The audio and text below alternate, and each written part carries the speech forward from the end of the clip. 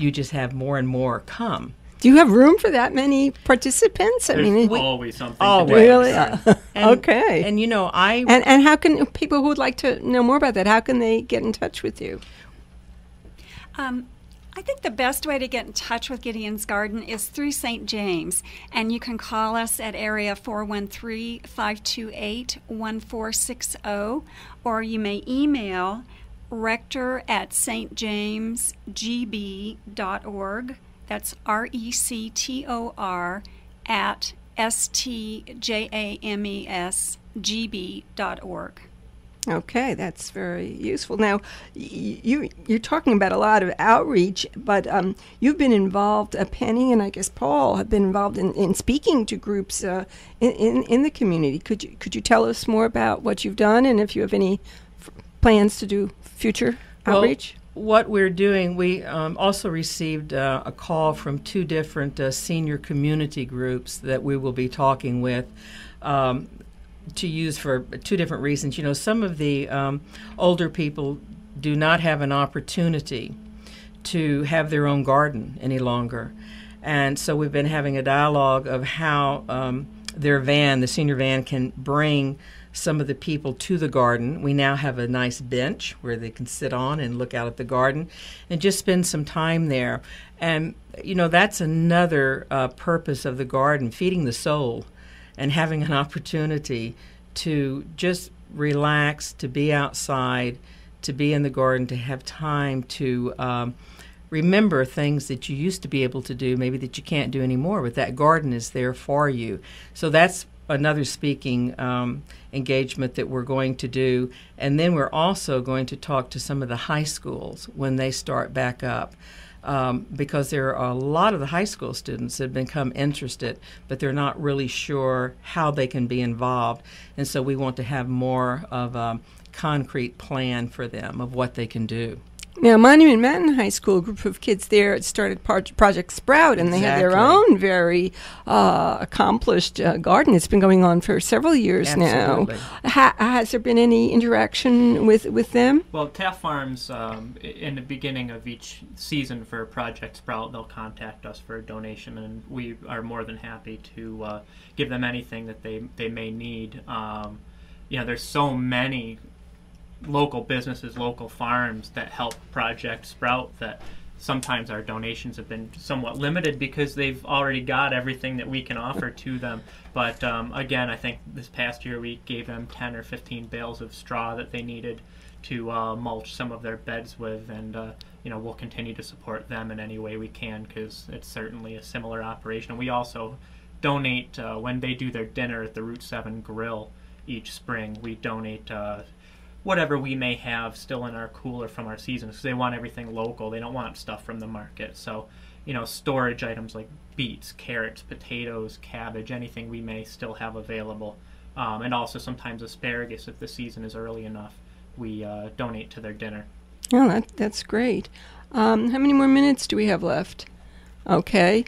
Why don't we just once again go over how young people who may or may not be affiliated with your church or any other religious community, but just from the community, and also adults, how people could get involved.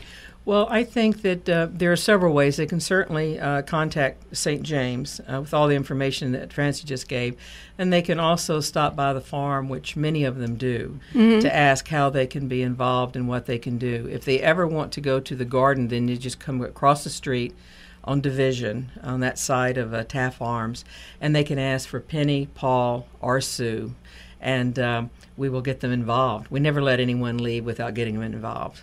And the important thing to remember, too, is you don't need to be affiliated with any church, any organization. Anyone who wants to come to the garden and help is welcome and appreciated. I drove by there. It looks really attractive from the road. I wanted to stop, but I wasn't sure where to put the car because that's a busy street. What would you suggest if anyone just wants to come by and see what's going on? Is just stop in our store, park in the lot. Okay, and walk over. It's only a couple hundred feet down the road. We've actually had many occasions where there'll be a car that stops along the road just to look at the garden. People are so appreciative that a lot of people that maybe through their health or other reasons can't get out and walk down to the garden will just stop and watch the children work, and that's certainly okay too. But Division Street has become a pretty busy road, so parking in the lot and walking down is the best way. Yeah, and stopping by the store and seeing what you have in there. You have a lot of interesting things to offer the community there, too. Francie, is there anything else you'd like to add before we close? And you want to repeat that phone number for contact? Yes, the number is area 413-528-1460. Something I think I'd like to close with is that I think that these children, and certainly they're not conscious of it, I don't think, but I think they're having a real experience of the Holy Trinity in this garden. And what I mean by that is they're having this up close and personal relationship with God's good earth, God the Creator, the Father. They're also doing an act of mercy for hungry people, and I think that really embodies God the Son. And finally, they're learning a sense of community and synergy, that what we can do together is more than the sum of their individual efforts, and I think that's the Holy Spirit. They're also learning, I think, that the real mission of the church is beyond its walls. So I'm very pleased that this is such a formative religious experience for young people. That's wonderful. I want to thank our guests. We have to bring this discussion to a close now. Our guests have been the Reverend Francie Hills, Penny Curry, and Paul Tosinski. For Religious Roundtable, this is Vivian Orlowski from South Berkshire Friends Meeting. Please tune in next Sunday morning at 8:30 to WSBS for another Religious Roundtable program.